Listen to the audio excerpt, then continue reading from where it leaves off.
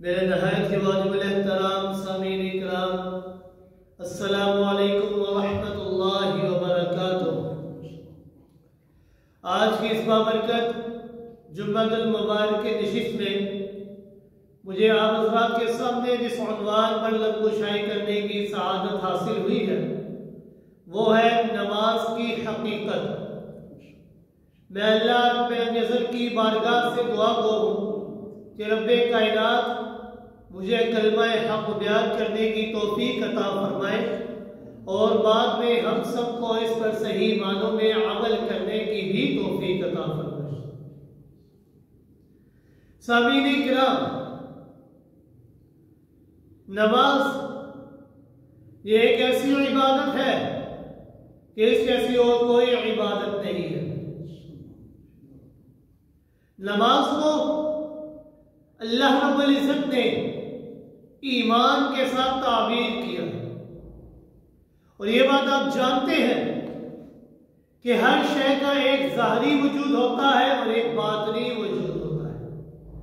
ظاہری وجود وہ نظر آتا ہے اور باطنی وجود وہ نظر نہیں آتا، بلکہ وہ دل کا ایک اندرونی معاملہ ہے۔ ایمان کا بھی ایک ظاہری وجود ہے اور ایک باطنی وجود ہے۔ ایمان کا باطنی وجود کیا ہے؟ اس کی روح اور جان کیا ہے؟ وہ دل کی ایک کیفیت کا نام ہے جسے تصدیق بالقلب بھی کہا جا سکتا ہے، کہ دل سے اقرار کرنا کہ اللہ کے علاوہ کوئی معبود نہیں، وہ وحدہ لا شریک ہے، اور جناب محمد رسول اللہ صلی اللہ علیہ وآلہ وسلم نبی آخر الزمان ہے، ان کے بعد کوئی نبی نہیں۔ اور ایمان کا ظاہری وجود کیا ہے؟ ایمان کا ظاہری وجود ہے نماز۔ نماز یہ ایمان کی اس اندرونی کیفیت کا ایک خارجی اور نظر آنے والا وجود ہے۔ اسی لیے اللہ رب العزت نے قرآن مجید کے اندر نماز کو ایمان سے تعبیر کیا ہے۔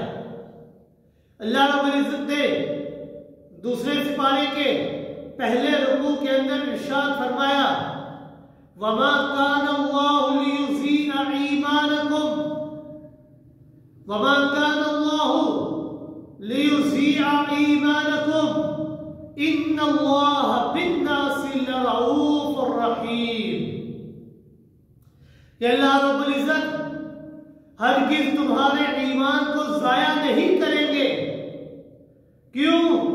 ان اللہ، بے شک رب کائنات، بے شک اللہ رب العزت بالناسی، لوگوں کے ساتھ لرؤوف الرحیم، نہایت رحم کرنے والے، بڑے ہی مہربان ہیں۔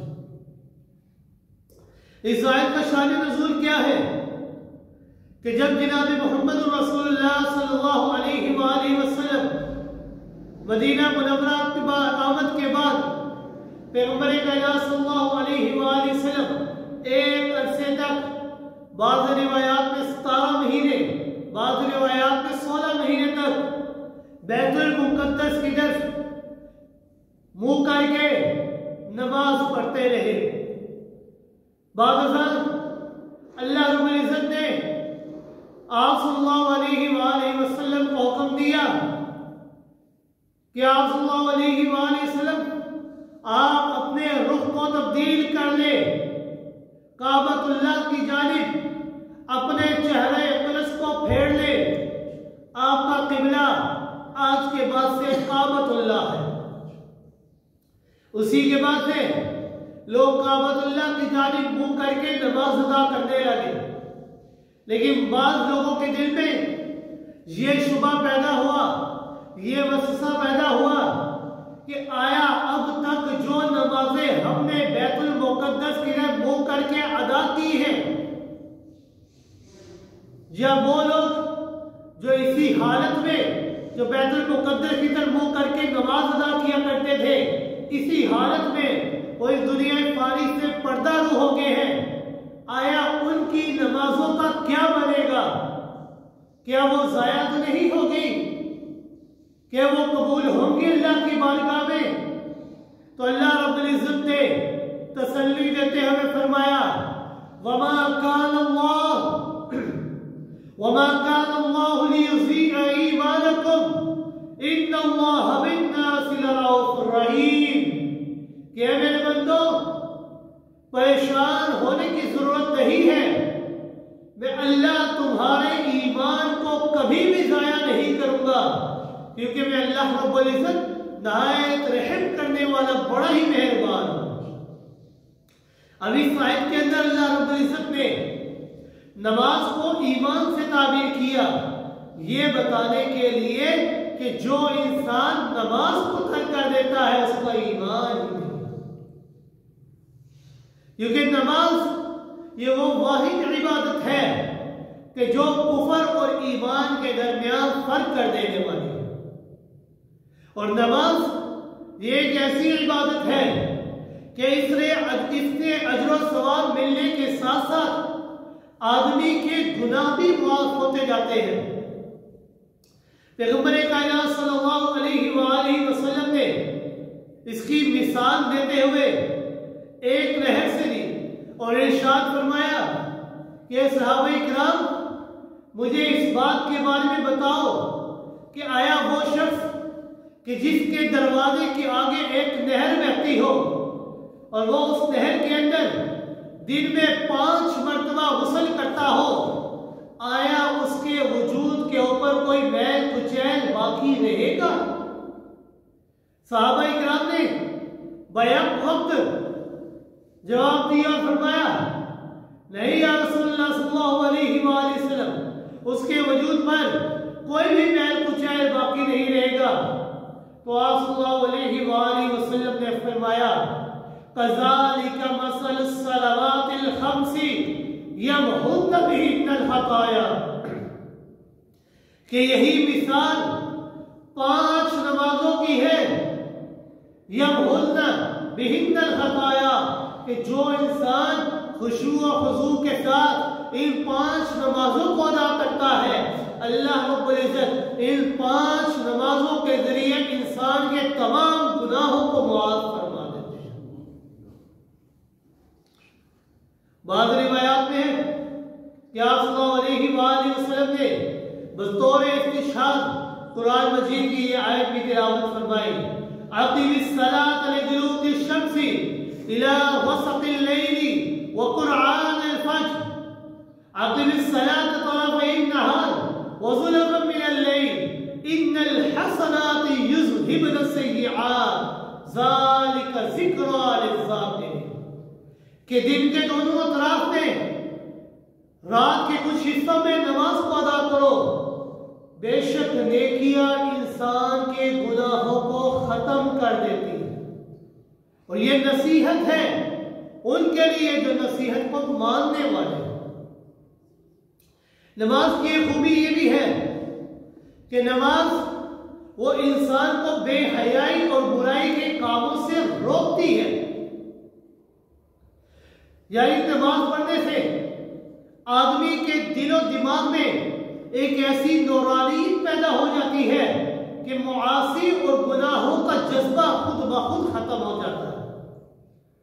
قرآن مجید کے اندر اللہ رب العزت نے ارشاد فرمایا ان الصلاۃ تنہی عن الفحشاء والمنکر، کہ بے شک نماز یہ بے حیائی اور برائی کے کاموں سے روک دیتی ہے، اور اللہ تعالیٰ کا یہ فرمان بالکل 100% درست ہے، اس میں ذرہ برابر یہ شک و شبہ کی گنجائش نہیں ہے۔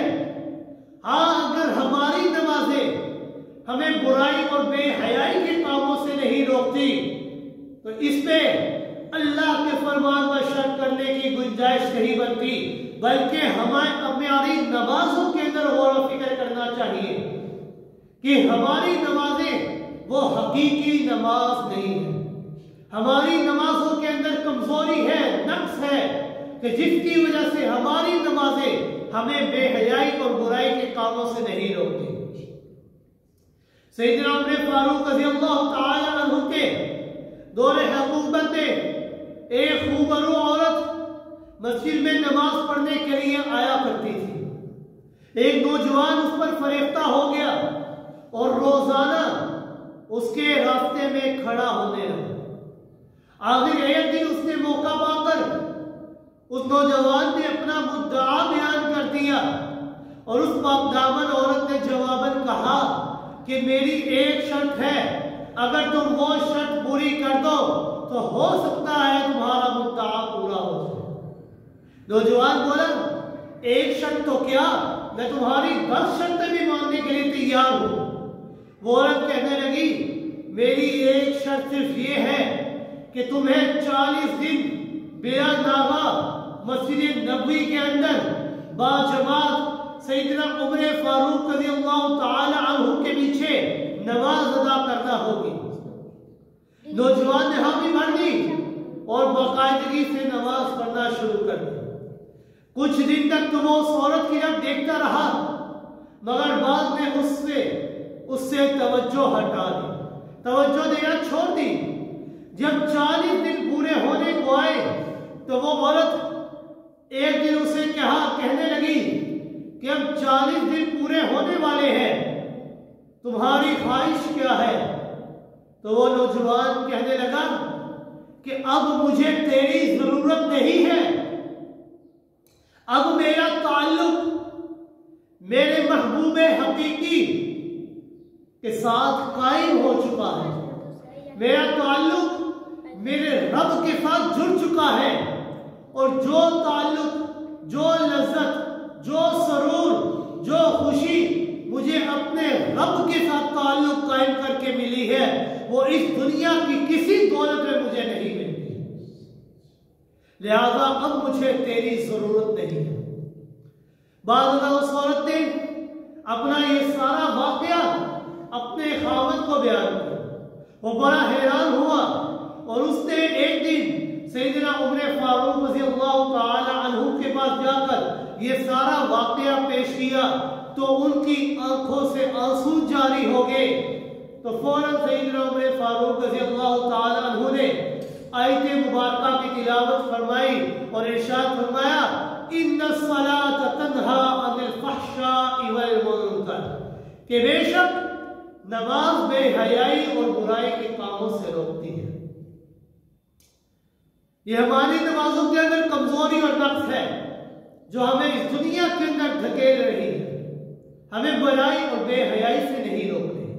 یہ ہماری نمازوں کے اندر کمزوری اور نقص ہے، اللہ کے فرمان میں شک و شبہ کی گنجائش ہے۔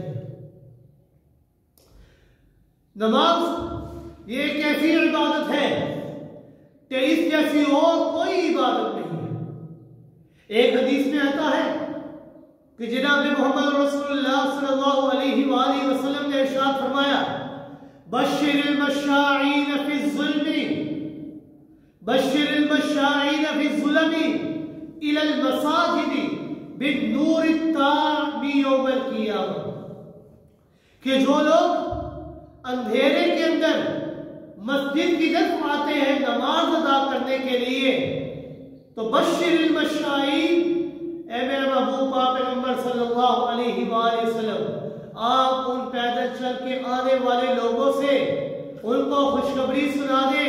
کیا خوشخبری؟ کہ انہیں قیامت کے دن رب کائنات پورے نور کی خوشخبری دیتے ہیں، اور بعض روایات میں ہے کہ وہ قیامت کے دن نور کے ممبروں پہ فائز ہوں، اور بعض حدیث میں ہے کہ جو شخص جتنا مسجد سے دور ہوگا اسے مسجد میں آنے کا اتنا ہی ثواب ملے گا، یعنی ہر قدم پر اللہ رب العزت اجر و ثواب عطا فرمائے۔ غور فرمائیے، جب نماز کے لیے قدم اٹھانے پر ایک ایک قدم پر اللہ رب العزت اتنا اجر و ثواب عطا فرماتے ہیں تو نماز کو خشوع و خضوع کے ساتھ ادا کرنے پر اللہ کتنا اجر و ثواب عطا فرمائے گے، اس کا تو کوئی شخص اندازہ بھی نہیں لگا سکتا۔ پیغمبر کائنات صلی اللہ علیہ وآلہ وسلم کی عادت مبارکہ تھی کہ جب بھی نماز کا وقت ہوتا تو سیدنا بلال حبشی رضی اللہ تعالی عنہ کو حکم دیا کرتے تھے اور یوں فرمایا کرتے تھے قم یا بلال ارحنی بالصلاۃ، کہ اے بلال اٹھیے نماز کے لیے اذان کہیے اور میرے دل کو سرور پہنچائیے۔ کیوں؟ کیونکہ نماز یہ ایک مومن کی معراج ہے، نماز یہ میری آنکھوں کی ٹھنڈک ہے اور میرے دل کا سرور ہے۔ سیدنا عمر فاروق رضی اللہ تعالی عنہ پر جب ایک مجوسی نے قاتلانہ حملہ کیا تو آپ شدید زخمی ہو گئے، آپ کا پیٹ اس حد تک چاک ہو چکا تھا کہ جو بھی غذا کھاتے وہ فوراً باہر آ جایا کرتے، آپ بار بار غشی آ جاتی اور آپ بے ہوش ہو جایا کرتے تھے، آپ نماز پڑھنے کے قابل نہ رہے۔ اس موقع پر سیدنا عمر فاروق رضی اللہ تعالی عنہ نے بڑی حسرت اور افسوس کے ساتھ ارشاد فرمایا لا حظ فی الحیات لا حظ فی الحیات وقد عجزت عن الصلاۃ، کہ ایسی زندگی کے اندر کوئی مزہ نہیں، ایسی زندگی کے مجھے کوئی ضرورت نہیں ہے کہ میں نماز ہی ادا نہیں کر سکتا، کہ جب میں نماز سے ہی محروم ہو گیا ہوں تو میری زندگی کا مزہ ہی ختم ہو چکا ہے۔ سیدنا حبیب رضی اللہ تعالیٰ عنہ کو ایک موقع پر مشرکین مکہ نے دھوکے سے گرفتار کر لیا، بعد ازاں ان کو حارث کے لڑکوں کے ساتھ ان کو فروخت کر دیا کہ وہ انہیں ان کے باپ کے قتل میں کے بدلے میں قتل کر دیا۔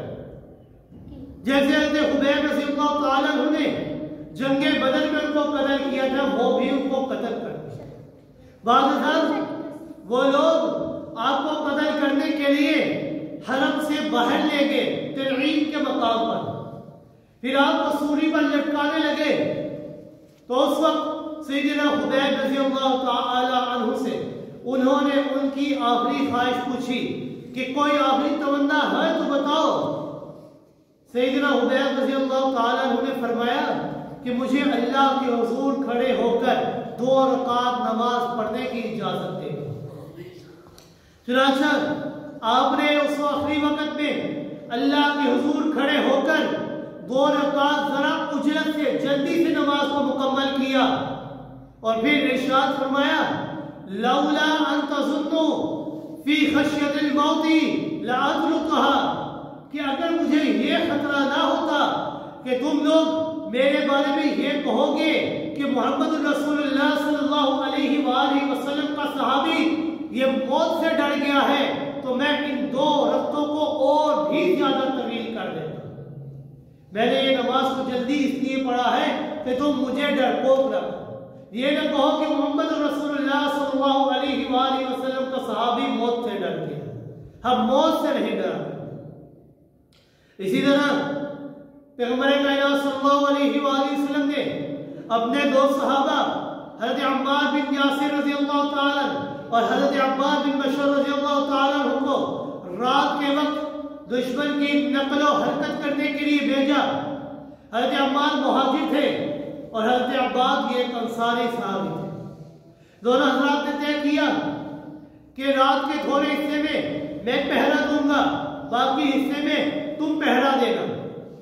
انصاری نے مہاجر سے کہا کہ بہتر ہے کہ رات کے 2 حصوں کو ہم برابر تقسیم کر لیں، ایک حصے میں تم پہرا دینا، ایک حصے میں پہرا دینا۔ اگر کوئی خطرہ محسوس ہوا تو ہم دوسرے ساتھی کو جگا لیں گے۔ چنانچہ رات کا پہلا حصہ یہ مہاجر سو گیا اور انصاری جاگتا رہا۔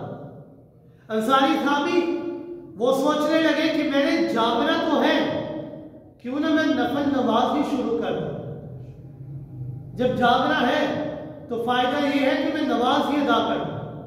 انہوں نے وضو کر کے نماز کی نیت باندھی، دور سے دیکھا کہ معلوم ہوتا ہے کہ کوئی آدمی کھڑا ہے، شاید کوئی آدمی ہے جو ہمیں دور سے دیکھ رہا ہے۔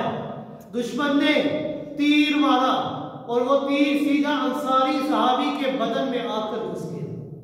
جب کوئی حرکت نہ ہوئی تو دشمن نے دوسرا تیر مارا اور وہ بھی ٹھیک ان کے سینے میں آ کر گھس گیا۔ جب پھر کوئی حرکت محسوس نہ ہوئی، دشمن نے تیسرا تیر مارا، وہ بھی تیسرا تیر بھی ان کے سینے میں آ کر گھس گیا، لیکن وہ برابر نماز پڑھتے رہے۔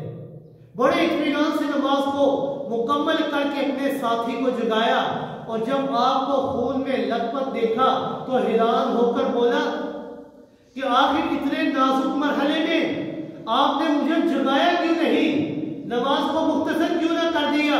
تو وہ انصاری صحابی کہنے لگے کہ میں دراصل نماز کے اندر سورہ کہف کی تلاوت کر رہا تھا، میرا دل یہ نہیں چاہ رہا تھا کہ میں اس سورت کو درمیان میں ہی ختم کر کے رکوع کر لوں، اور ابھی بھی میں نے آپ کو اسی لیے اٹھایا ہے کہ کہیں میرے اوپر موت آ جائے اور آپ صلی اللہ علیہ وآلہ وسلم کے حکم کی خلاف ورزی نہ ہو جائے، اسی لیے میں نے آپ کو جگایا ہے۔ یہ نماز یہ صحابہ اکرام کا شوق ہوا کرتا تھا، صحابہ اکرام کا شوق بے انتہا تھا نماز کے لیے، وہ ایک ایک لمحہ نماز ادا کیا کرتے تھے، نماز کو کبھی چھوڑا نہیں کرتے تھے۔ حضرت ابو طلحہ رضی اللہ تعالیٰ ایک دفعہ اپنے ہی پسندیدہ باغ میں نماز کو ادا کر رہے تھے، اور آپ کا باغ اتنا گنجان تھا کہ ایک پرندہ جب باغ کے اندر گھس گیا تو اس کو باہر نکلنے کا رستہ ہی نہ ملتا، پرندہ کبھی ادھر بھربھراتا، کبھی ادھر کو جاتا، کبھی کہیں جاتا۔ آپ نے حالت نماز میں جب یہ منظر دیکھا تو خیال ادھر ادھر ہو گیا اور نماز کی رکعت کو بھول گئے۔ بعد ازاں حضرت ابو طلحہ رضی اللہ تعالیٰ کو سخت ندامت ہوئی، اور اس بات کی خوبصورتی کی وجہ سے میری توجہ ادھر ادھر ہو گئی ہے، بارگاہ عزتی سے ختم ہو چکی تھی۔ فوراً رسول اللہ صلی اللہ علیہ وآلہ وسلم کی بارگاہ میں آئے، عرض کیا یا رسول اللہ صلی اللہ علیہ وآلہ وسلم، اللہ رب العزت کا ارشاد ہے لن تنالوا البر حتى تنفقوا مما تحبون، کہ تم میں سے کوئی شخص اس وقت تک کامل ایمان والا نہیں ہو سکتا کہ جب تک کہ وہ اپنی پسندیدہ ترین چیز کو اللہ کی راہ میں صدقہ نہ کرے، اللہ کی راہ میں خرچ نہ کر دے۔ تو یا رسول اللہ صلی اللہ علیہ وآلہ وسلم، یہ باغ مجھے اپنے سارے مالوں میں سب سے زیادہ پسندیدہ اور محبوب ہے، آپ گواہ ہے نا، میں نے اپنا یہ سارا باغ اللہ کی راہ میں صدقہ کر دیا ہے۔ توجہ فرمائیں، صحابہ اکرام کے دل میں نماز کی کتنی قدر و قیمت تھی، کس طرح انہوں نے نماز کے پیچھے اپنی جان و مال کو قربان کر دیا کرتے تھے۔ اور یہ نماز یہ ایک ایسی عبادت ہے کہ ایک موقع پر پیغمبر کائنات صلی اللہ علیہ وآلہ وسلم نے فرمایا کہ قیامت کے دن سب سے پہلا سوال اعمال میں جو انسان سے کیا جائے گا وہ نماز کے متعلق ہوگا۔ اعمال میں سب سے پہلا عمل جس کے متعلق کل قیامت کے دن سوال ہوگا وہ نماز کا ہے۔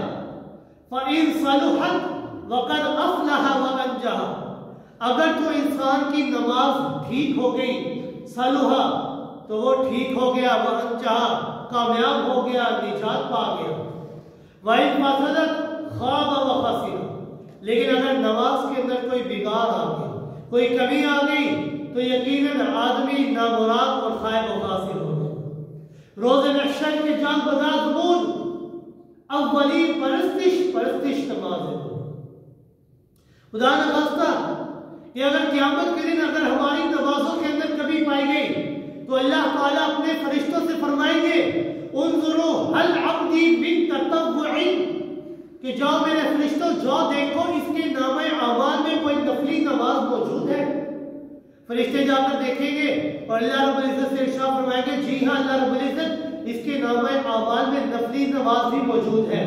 تو اللہ رب العزت فرمائیں گے جاؤ اس کی نفلی نماز کو اٹھاؤ اور اس کے فرضوں والے پلڑے کے اندر رکھو، اور اللہ رب العزت نفلی نماز کو بھی انسان کے فرضی اعمال کے اوپر درجے میں رکھتے ہیں اور انسان کو جنت کے اندر ٹھکانہ آتا ہے۔ یہ نماز ایسی عبادت ہے کہ اس کی کوئی معافی نہیں۔ قیامت کے دن اللہ رب العزت اپنی ایک خاص قسم کی تجلی ظاہر فرمائے جسے اللہ رب العزت نے خود قرآن مجید کے اندر کشف صاف کے لفظ سے تعبیر کیا ہے کہ اس دن بے نمازی لوگ ان کا حال دیدنی ہوگا دیکھنے والوں۔ اللہ رب العزت نے فرمایا سورہ قلم 29 سپارے کے اندر यौम युक्शफु अन साक़िन व युदऔन इला सुजूद फला यस्ततीऊन खाशिअतन अबसारुहुम तरहकुहुम ज़िल्ला व क़द कानू युदऔन इला सुजूद व हुम सालिमून। कि जिस दिन अल्लाह रब्बुल इज़्ज़त अपनी साख की तजल्ली फरमाएंगे और लोगों को कहा जाएगा कि सजदा करो, लोग सजदा करने की कोशिश करेंगे, फला यस्ततीऊन, लेकिन वो सजदा करने की ताकत नहीं रखेंगे। तो जब तजल्ली होगी तमाम मुमिनीन मर्द, तमाम मुमिनान औरतें वो फौरन सजदे में गिर जाएंगे, मगर मुनाफिक और काफिर किस्म के लोग वो हरगिज़ सजदा नहीं कर सकेंगे। अल्लाह रब्बुल इज़्ज़त उनकी कमर को तख्ते की तरह सीधा कर देंगे। जिस तरह एक तख्ता कभी बेंड नहीं होता, कभी मुड़ नहीं सकता, उसी तरह अल्लाह रब्बुल इज़्ज़त उन काफिर और मुनाफिक लोगों की कमर को भी तख्ते की तरह कर देंगे। खाशिअतन अबसारुहुम तरहकुहुम ज़िल्ला, उनकी आंखें शर्मिंदगी और निदामत से झुकी हुई होंगी। वक़द कानू युदऔन इला सुजूद व हुम सालिमून। ये क्यों होगा? वजह क्या होगी? वजह ये है कि जब वो इस दुनिया के अंदर सही सालिम थे, उनकी कमर सजदा करने की ताकत रखती थी, उनकी कानों में अजान की आवाज आया करती थी, हय्या अलस सलाह, हय्या अलस सलाह, आओ नमाज की तरफ, आओ नमाज की तरफ, आओ कामयाबी की तरफ, आओ कामयाबी की तरफ। वो नमाज की तरफ आने की ताकत रखते थे, लेकिन वो दुनिया के अंदर नमाज की तरफ नहीं आए, तो आज अल्लाह रब्बुल इज़्ज़त उन्हें कल क़यामत के लिए सजदा करने की भी ताकत नहीं अता फरमाएगी। वो सजदे की ताकत से भी महरूम हो जाएंगे। कुरान मजीद के अंदर अल्लाह रब्बुल इज़्ज़त ने अहले जहन्नम और अहले जन्नत का बाहमी मुकालमा उसको भी नकल किया है कि अहले जन्नत अपने ही रिश्तेदारों से जो जहन्नम में होंगे उनसे सवाल करेंगे, मा सलककुम फी सक़र, क्या साथियों किस चीज ने तुम्हें जहन्नम में जाने के अंदर मजबूर कर दिया, क्यों तुम आज जहन्नम में चले गए हो? तो वो जवाब देंगे, लम नकु मिनल मुसल्लीन व लम नकु नुतइमुल मिस्कीन, कि हम नमाज नहीं अदा किया करते थे, हम नमाज नहीं पढ़ा करते थे और हम मिस्कीनों को खाना नहीं खिलाया करते थे। उनके जहन्नम में जाने का बुनियादी सबब, सबसे बड़ा सबब ही यही है कि वो नमाज नहीं पढ़ते थे। बाज़ अहादीस में ये भी वारिद है कि अल्लाह रब्बुल इज़्ज़त ने फरमाया कि नमाज ये दीन का सुतून है, जिसने इसे गिरा दिया गोया कि उसने दीन की इमारत को ही गिरा दिया, और जिसने इसे कायम कर लिया गोया कि उसने दीन की इमारत को कायम कर दिया। नमाज के बगैर तो इंसान के पास कोई चारा नहीं। नमाज तो हमने लाज़िम पढ़नी ही पढ़नी है, लेकिन जब पढ़नी ही है तो क्यों ना उसके आदाब का ख्याल रख कर पढ़ी जाए। जिस तरह उसके अदा करने का हक है उस तरह अदा की जाए। पैगंबर कायनात सल्लल्लाहु अलैहि वसल्लम ने इरशाद फरमाया, अस्वाउन नासी सारिकतल लज़ी यस्रिकु सलातहु, कि बदतरीन चोर, यानी तमाम चोरों में से बदतरीन चोर वो है जो नमाज के अंदर चोरी करता है। सहाबा-ए-किराम बड़े हैरान, या रसूलुल्लाह सल्लल्लाहु अलैहि वसल्लम कैफ़ यस्रिकु सलातहु, नमाज के अंदर इंसान चोरी किस तरह कर सकता है? तो आप सल्लल्लाहु अलैहि वसल्लम ने फरमाया, ला युतिम्मु रुकूअहा वला सुजूदहा, कि उसके रुकू और सजदे को अच्छी तरह अदा ना करना ये नमाज के अंदर चोरी है। खुशू व खुशू ना करना ये नमाज के अंदर चोरी है। इसीलिए नमाजी को मिलने वाला अजर और सवाब उसके अंदर भी तफावत रखा गया। पैगंबर कायनात सल्लल्लाहु अलैहि वसल्लम ने फरमाया कि बाज़ नमाजी ऐसे होते हैं कि जब नमाज पढ़कर फारिग होते हैं तो उनको उस नमाज के अजर और सवाब में से 10वां हिस्सा मिलता है, बाज़ को 9वां हिस्सा मिलता है, बाज़ को 7वां हिस्सा मिलता है, बाज़ को 5वां हिस्सा मिलता है। अला हाज़िर क़ियास मतलब ये है कि जिस कदर नमाज के आदाब का ख्याल रखा जाएगा उसी कदर अजर और सवाब मिलेगा। यकीनन बाद खुशनसीब लोग वो भी होंगे कि जिनको पूरा पूरा अजर और सवाब मिलेगा, और बाद बदनसीब वो लोग भी होंगे जिनको कुछ भी अजर और सवाब नहीं मिलेगा। ایک دفعہ پیغمبر کائنات صلی اللہ علیہ وآلہ وسلم مسجد نبی میں تشریف فرما تھے. ایک شخص آیا، آ کر نماز پڑھی، اس نے تعدیل ارکان کا خیال نہیں رکھا. نماز پڑھنے کے بعد آپ صلی اللہ علیہ وآلہ وسلم کے پاس آیا. آپ صلی اللہ علیہ وآلہ وسلم نے فرمایا ارجع فصلی فإنک لم تصلی، جا لوٹ گیا واپس، دوبارہ سے نماز پڑھ، تو نے نماز ادا نہیں کی. مجھے دوبارہ چلا گیا، دوبارہ نماز پڑھ کے آیا. آپ صلی اللہ علیہ وآلہ وسلم نے پھر فرمایا ارجع فصلی فإنک لم تصلی، لوٹ جا نماز پڑھ، تو یہ نماز نہیں ہوئی. 2-3 بار اس طرح کرنے کے بعد وہ شخص واپس آیا اور کہنے لگا والذی بعثک بالحق، اللہ کی قسم ہے اس ذات کی کہ جس نے آپ کو حق کے ساتھ بھیجا ہے، جس نے آپ کے سر پر نبوت کے تاج کو سجایا ہے، ما احسن غیرہ فعلمنی، اس سے بہتر طریقے سے میں نماز ادا نہیں کر سکتا، آپ مجھے ایک بار صحیح طریقہ سکھائیے. پھر آپ صلی اللہ علیہ وآلہ وسلم نے اسے نماز کے صحیح طریقے اور آداب نماز سے آگاہ فرمایا. جو انسان نماز کے آداب کا خیال نہیں رکھتا اس کی نماز ہی نہیں. نماز کے آداب کا خیال نہ رکھنے والے کے بارے میں آپ صلی اللہ علیہ وآلہ وسلم نے فرمایا ان الرجل لا يصلي 60 سنة وما له من صلاة، کہ بعض ایسے بھی لوگ ہیں جو 60 سال کی عمر پا لیتے ہیں، 70 سال کی عمر کو پا لیتے ہیں، وہ 70 سال نماز پڑھتے رہتے ہیں، لیکن اللہ کے سامنے وہ نمازی نہیں بنتے. ان کو اللہ کے کاغذوں میں نمازی نہیں لکھا جاتا. کیوں؟ کیونکہ وہ نماز کے آداب کا خیال نہیں رکھتے، وہ رکوع اور سجدے کا خیال نہیں رکھا کرتے، اس لیے ان کی نماز ہی قبول نہیں ہوتی. اور ایسے لوگوں کے متعلق نماز بھی بد دعا کرتی ہے جو نماز کے آداب کا خیال نہیں رکھتے. پیغمبر کائنات صلی اللہ علیہ وآلہ وسلم نے فرمایا کہ اگر نماز کو اپنے وقت پر ادا کیا جائے، اس کے آداب کا خیال رکھا جائے، اس میں خشوع و خضوع کیا جائے، خرجت وہی بیضاء مسفرۃ، تو وہ نماز انتہائی روشن اور چمکدار ہو کر نکلتی ہے. اور وہ نماز اپنے نمازی کے لیے دعا کرتی ہوئی کہتی ہے حفظک اللہ کما حفظتنی، کہ اللہ تیری حفاظت اس طرح کرے جس طرح تو نے میری حفاظت کی ہے.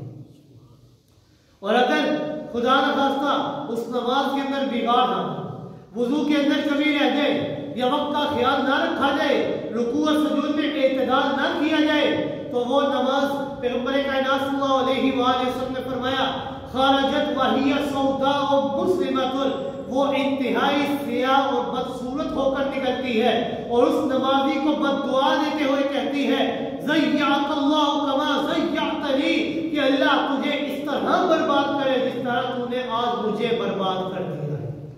حتیٰ کہ وہ نماز ایک پرانے اور بدبودار کپڑے میں لپیٹ کر اس کے منہ پر واپس مار دی جاتی ہے کہ ہمیں تیری اس نماز کی ضرورت نہیں. اگر نماز کے آداب کا خیال نہ رکھا جائے تو وہ نماز واپس ہمارے منہ پر مار دی جائے. اور اگر غور کیا جائے تو یہ بات سمجھنا مشکل نہیں کہ نماز کی حقیقت صرف 3 چیزوں پر موقوف ہے. صرف 3 چیزیں اگر ان کا خیال رکھا جائے تو انسان کی نماز صحیح ہو جائے.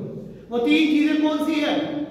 اذکار نماز، حیات نماز اور روح نماز. یہ 3 چیزیں. اذکار نماز سے کیا مراد؟ کہ وہ الفاظ جو ہم اپنی زبان سے ادا کرتے ہیں ان کا درست ہونا یہ نہایت ہی ضروری ہے. ان میں اگر غلطی ہے تو نماز ہی نہیں رہتی. اس لیے ہمیں چاہیے کہ نماز کے الفاظ جو ہے ان کو درست کریں. اگر ان میں زبر زیر پیش کی غلطی ہے تو اس کو درست کرنا چاہیے. حیات نماز سے مراد ہمارے جسم کی وہ شکلیں جو ہم نماز ادا کرتے ہوئے بناتے ہیں. مثلا تکبیر تحریمہ کے وقت ہاتھوں کا اٹھانا، پھر ہاتھوں کا باندھنا، رکوع میں جاتے ہوئے اپنی کمر کو جھکانا، سجدہ کرنا، اتحیات میں بیٹھنا وغیرہ. ہمیں چاہیے ہم اپنے جسم کی یہ شکلیں سنت کے مطابق بنائیں. اگر یہ شکلیں خدا نخواستہ سنت کے مطابق نہ ہو تو نماز درست نہیں رہتی. اور تیسری چیز ہے روح نماز. روح نماز سے مراد ہمارا قلب، ہمارے دل کی کیفیت. کہ دل ما سوی اللہ سے یکسر خالی ہو اور اللہ تعالیٰ کی عظمت و جلال سے احساس سے معمور ہو۔ یعنی جس طرح جسم کا رخ بیت اللہ کی طرف ہوتا ہے، اسی طرح ہمارے دل کا رخ بھی بیت اللہ کی طرف ہونا چاہیے، ہمارے دل کا رخ بھی اللہ کی طرف ہونا چاہیے۔ حاصل کلام یہ ہے کہ حالت نماز میں ہماری زبان، ہمارا وجود، ہمارا دل، ان تمام چیزوں سے جو کچھ صادر ہو رہا ہے وہ سنت نبوی کے مطابق ہونا چاہیے، اور ان سب کی روح اور جان ہے حضور قلب، یعنی دل کہاں ہے، جسے علماء کرام خشوع و خضوع کہتے ہیں۔ اگر خدا نخواستہ نماز کے اندر خشوع و خضوع نہ ہو، نماز محض غفلت سے بڑی ہوئی ہو، تو وہ نماز نہیں رہتی۔ اللہ رب العزت نے قرآن مجید کے اندر اس نماز کو کامیابی اور فلاح کا ذریعہ بتایا ہے کہ جس نماز کے اندر خشوع و خضوع۔ اللہ رب العزت نے فرمایا قد افلح المؤمنون الذین هم فی صلاتهم خاشعون، کہ وہ ایمان والے کامیاب ہیں، وہ ایمان والے فلاح پانے والے ہیں، الذین هم فی صلاتهم خاشعون، کہ جن کی نمازوں کے اندر خشوع و خضوع ہے، جن کی نمازوں کے اندر عاجزی ہے، جن کی نمازوں کے اندر سکون ہے۔ اور اللہ رب العزت نے ایسے لوگوں کی نمازوں کے متعلق فرمایا کہ جو اپنی نمازوں سے بے خبر ہے، جو اپنی نمازوں سے غفلت کرنے والے ہیں، اللہ رب العزت فرماتے ہیں فویل للمصلین، ایسے نمازیوں کے لیے ہلاکت ہے، بربادی ہے، تباہی ہے۔ الذین هم فی صلاتهم ساہون، الذین هم عن صلاتهم ساہون، جو اپنی نمازوں سے غافل ہو چکے ہیں، جو اپنی نمازوں کو ضائع کرنے والے ہیں، ان سے بے خبر ہو چکے ہیں۔ اور نماز کے اندر بعض لوگ یہ شکایات کرتے ہیں کہ نماز کے اندر ہمیں وسوسے آ جاتے ہیں، خیالات آ جاتے ہیں، اس کے اندر ہماری طاقت نہیں ہوتی، تو اس کا کیا کرنا چاہیے؟ جو یہ بات یاد رکھیے، یہ دو چیزیں ہیں، خیالات کا آنا اور خیالات کا لانا۔ اللہ رب العزت ہمیں ان دونوں چیزوں سے محفوظ فرمائے۔ اگر انسان ان چیزوں سے اپنے آپ کو بچانا چاہتا ہے تو اسے چاہیے کہ جب بھی وہ نماز ادا کرے تو نماز کے اندر اپنے دل کے اندر یہ خیال رکھے کہ میں اپنے رب کے سامنے کھڑا ہوں، میں اپنے رب کے سامنے کھڑا ہو کر نماز ادا کر رہا ہوں، میرا رب میری گفتگو کو سن رہا ہے اور اپنے شان کریمی سے میری بات کا جواب بھی دے رہا ہے۔ الحمدللہ رب العالمین حمیدنی عبدی الرحمن الرحیم اثنی علی عبدی مالک یوم الدین مجدنی عبدی ایاک نعبد و ایاک نستعین ھذا بینی و بین عبدی اهدنا الصراط المستقیم صراط الذین انعمت علیہم غیر المغضوب علیہم ولا الضالین ھذا لعبدی ولعبد ما سأل۔ انسان کو یہ سوچنا چاہیے کہ میں کس کے سامنے کھڑا ہوں، میں کیوں کھڑا ہوں، میرے کھڑے ہونے کا مقصد کیا ہے۔ جب انسان کے ذہن میں یہ خیال ہوگا کہ میں اپنے رب کے سامنے کھڑا ہوں تو دماغ کے اندر جتنے بھی وسوسے ہیں وہ خود بخود ہی ختم ہو جائیں گے۔ اور پیغمبر کائنات صلی اللہ علیہ وآلہ وسلم نے ایک دفعہ احسان کا معنی بتاتے ہوئے یہ ارشاد فرمایا ان تعبد اللہ کانک تراہ، کہ تو اللہ کی عبادت اس طرح کر گویا کہ تو رب کو دیکھ رہا ہے۔ نماز کے اندر یہ کیفیت پیدا ہو کہ گویا کہ تو رب سے ہم کلام ہو رہا ہے، رب کو دیکھ رہا ہے۔ اگر یہ کیفیت پیدا نہیں ہو سکتی تو اتنے تو کر کہ اللہ مجھے دیکھ رہا ہے۔ فَإِن لَمْ تَكُن تَرَاهُ فَإِن لَمْ تَكُن تَرَاهُ، کہ اگر انسان یہ کیفیت پیدا نہیں کر سکتا کہ اللہ مجھے دیکھ رہا ہے تو کم سے کم یہ کیفیت پیدا کرے کہ میرا رب تو مجھے دیکھ رہا ہے۔ جب انسان کے دل کے اندر یہ کیفیت پیدا ہوگی کہ میں کس کے سامنے کھڑا ہوں، کیوں کھڑا ہوں، میرے کھڑے ہونے کا مقصد کیا ہے، تو جتنے بھی وسوسے ہیں، جتنے بھی خیالات جو دماغ کے اندر آتے ہیں وہ خود بخود ختم ہو۔ اور ایک طریقہ آپ صلی اللہ علیہ وآلہ وسلم نے اور فرمایا، پیغمبر کائنات صلی اللہ علیہ وآلہ وسلم نے ایک موقع پر ایک صحابی کو نصیحت کرتے ہوئے ارشاد فرمایا اذا قمت فی صلاتک فصلی صلاۃ الموضع، کہ اے صحابی کہ جب بھی تو نماز پڑھ تو نماز پڑھتے ہوئے یہ احساس دامن گیر ہو، یہ احساس اپنے دل کے اندر رکھ گویا کہ یہ نماز میری آخری نماز ہے۔ زندگی کا کیا پتہ کب ختم ہو جائے، اس لیے ہر نماز کو وقت یہ خیال رکھنا چاہیے کہ شاید یہ میری آخری نماز ہے، یہ میری زندگی کی آخری نماز ہو سکتی ہے۔ جب انسان کے دل کے اندر یہ خیال پیدا ہو جائے گا تو اللہ رب العزت خود بخود خشوع و خضوع کا پیدا فرما دے گا۔ اور تیسرا طریقہ یہ ہے کہ جب انسان نماز کو ادا کرتا ہے تو نماز کو ادا کرتے ہوئے نماز کے معنی کے اندر غور و فکر کرے کہ میں نماز تو پڑھ رہا ہوں، آیا نماز سے میں کیا مانگ رہا ہوں، کس سے بات کر رہا ہوں۔ نماز کا معنی جب انسان کو آ جائے گا کہ نماز کے اندر میں کس سے بات کر رہا ہوں، کیا بات کر رہا ہوں، رب سے کیا بات کر رہا ہوں، جب انسان کو یہ معنی سمجھ میں آ جائے گا خود بخود انسان کے دل میں خشوع و خضوع پیدا ہوتا ہے۔ اللہ رب العزت سے دعا ہے کہ اللہ رب العزت ہمیں خشوع و خضوع کے ساتھ نماز ادا کرنے کی توفیق عطا فرمائے۔ وما علینا الا البلاغ المبین۔